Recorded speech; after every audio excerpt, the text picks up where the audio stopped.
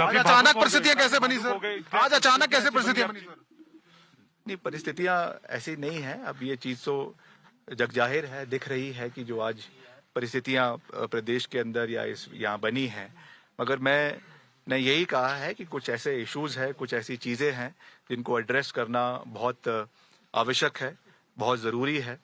और पिछले कल का जो घटनाक्रम हुआ है उस पे भी चिंतन करने की आवश्यकता है कि वाई जो सर्कमस्टांसेस कल बने हैं वो क्यों बने हैं, उसकी तह पर जाने की आवश्यकता है। और इन चीजों को सुलझाने के लिए, इन चीजों को ठीक करने के लिए पार्टी हाईकमान। विक्रमादित्य जी, क्या कुछ और लोग भी इस्तीफा दे सकते हैं आपके साथ? जो मंत्री मैंने कोई पार्टी से इस्तीफा नहीं दिया है।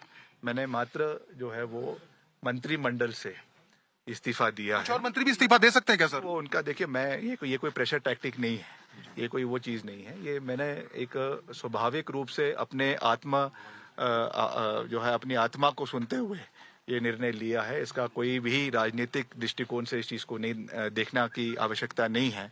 मगर आने वाले समय में, जैसा मैंने कहा कि with due discussions, with due deliberations इन चीजों को देखा जाएगा और फिर भविष्य में क्या करना है उसके बारे में हम निर्णय लेंगे। लेकिन क्या जो लगाए जा रहे हैं कि आप बीजेपी ज्वाइन कर सकते हैं, ऐसे भी कुछ बातें सामने आ रही हैं? अभी ऐसा कुछ नहीं है। सर, आपने कहा कि विधायकों की अनदेखी हुई है, क्या नेतृत्व परिवर्तन लगता है आपको कि होना चाहिए? देखिए, मैं इसके ऊपर मीडिया में कुछ नहीं कहना चाहूंगा।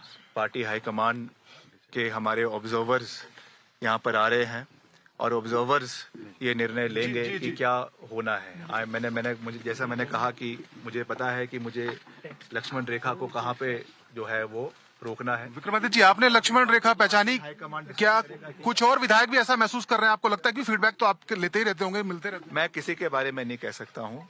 मैं सिर्फ अपने बारे में बात कर रहा हूँ और जो एक जनरल सेंटिमेंट है उस चीज को मैंने आपके सामने पूरी मजबूती से रखा है। बाकी क्या फ्यूचर कोर्स ऑफ एक्शन होता है, क्या फ्यूचर इवेंट्स होते हैं, that the time will decide कि क्या आने वाले समय में क्या परिस्थितियां जो है वो प्रदेश के अंदर बनती है। कांग्रेस आलाकमान से कुछ पर्यवेक्षक यहाँ पर पहुंचे हुए, उनसे मुलाकात हुई है क्या आपकी? आज करेंगे, आज उनसे बात करेंगे। सर, आपने कहा कि विक्रमादित्य जी, नगर निगम ने पास कर दिया था, क्या सरकार ने जानबूझ के उसको रोका?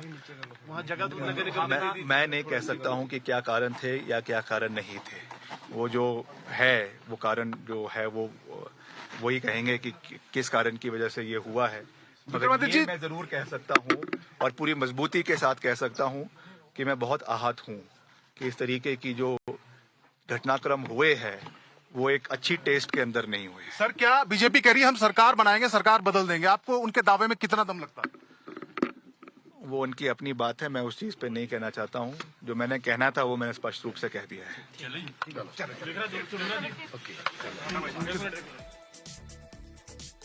All right, so that's the big political development that's coming in as far as what Vikramaditya Singh had to say. So let's also tell you, essentially, the big breaking input on that front is that he's resigned from the Himachal Pradesh cabinet, and high drama clearly in Himachal Pradesh, and trouble further, of course, is clearly mounted for Congress, and political crisis deepens in Himachal. Let's also listen into a reaction that Vikramaditya did give in earlier as far as decision, beg your pardon, is concerned. एक साल इस कार्यकाल को हुआ है। इसमें जिस तरीके की कार्यप्रणाली सरकार की रही है, मैंने उसके ऊपर आज तक कुछ भी नहीं कहा है। मगर आज कहना और उसको स्पष्ट तरीके से कहना, ये मेरी रिस्पॉन्सिबिलिटी हमारे प्रदेश की जनता के प्रति, हमारे लोगों के प्रति और जिन लोगों का विश्वास हम में है, जिन्होंने इस पार्टी को लाने में अपना भरपूर सहयोग और समर्थन दिया है, उनके प्रति ये मेरी जवाबदेही है। मैंने हमेशा से ये बात कही है, मेरे लिए पद महत्वपूर्ण नहीं है, मेरे लिए कैबिनेट बर्थ महत्वपूर्ण नहीं है। For me the most important thing is the relationship with the people of Himachal Pradesh.